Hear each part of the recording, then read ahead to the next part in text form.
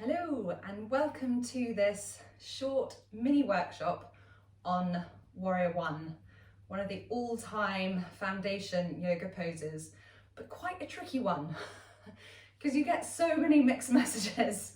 So I'm going to teach one that I practice, and you will always hear different cues, but this one I feel really gives you the strength and almost power of Warrior One, but doesn't force or bring any torque into the back knee.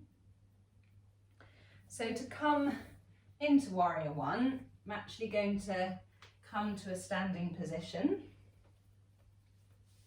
So I'm going to bring the feet together, and then I'm going to heel toe into a wider stance. And I'm actually going to bring the legs slightly onto a different plane.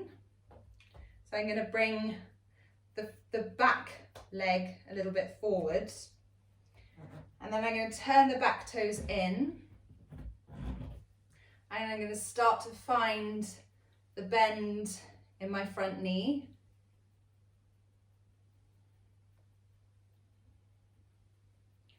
Then I'm going to bring my hands onto my hips, my waist rather, probably slightly higher.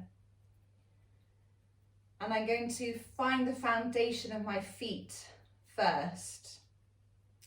So I've got the foundation of my front foot, the weight going into the four corners of my front foot, toes lifted, not gripping with the toes. Back leg. My quads are working, they're going to be working really hard in both legs, so you can give them a bit of a tap. But I'm weighting down into the outside of the back foot and also towards the back of the ankle. I'm then going to bend the front leg, and as I do so, I'm going to feel that back glute engage. I'm then going to draw the left femur bone in slightly, and I'm going to do that by engaging my left glute a little. And then what I'm finding is I've often been instructed to bring this back hip forward, so in this case my right hip. But what I find by trying to do that is because I'm drawing into the outside of the back foot, my knee is getting stuck in the middle. So I'm having external rotation on my lower leg, and then my poor top of my legs trying to internally rotate. My knee's getting, it's getting twisted. Don't want that. So to avoid that, I'm keeping the weight on the outside of the foot and towards the ankle. I'm allowing the external rotation to take place. The top inner part of my thigh is drawing up.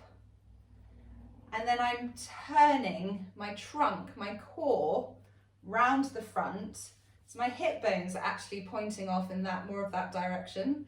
But I'm fine with that because this feels good. My feet are feeling really strong into the ground. I'm rooting down into them. I can feel the energetic rise through my arches and the lift up through my quads. And then my core is lighter, lifting from the front, turning towards the front of the mat. And then I can extend my arms up overhead, dropping the shoulders, keeping the tailbone down. So I'm choosing not to come into a back bend here. I'm keeping my front body lifted, sternum lifted, shoulders dropped, extending up through the fingertips, beach ball between the hands, that old cue that is so well loved. And I've got nice two planes going on here. So different to Warrior Two when I'm in the same plane. But I've got a separate plane here. It just gives me more space in my hips and pelvis.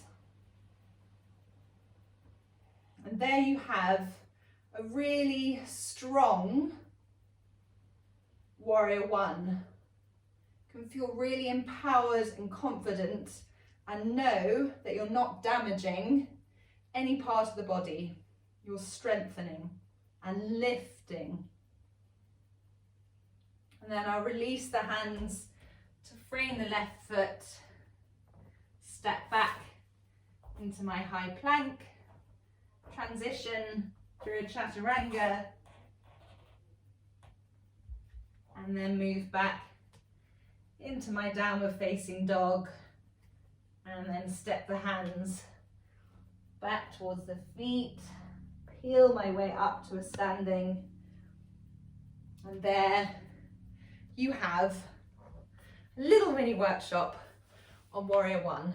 So enjoy, come back to it anytime you need, and I hope it gives you a bit of confidence to know that what you're doing is safe for the body.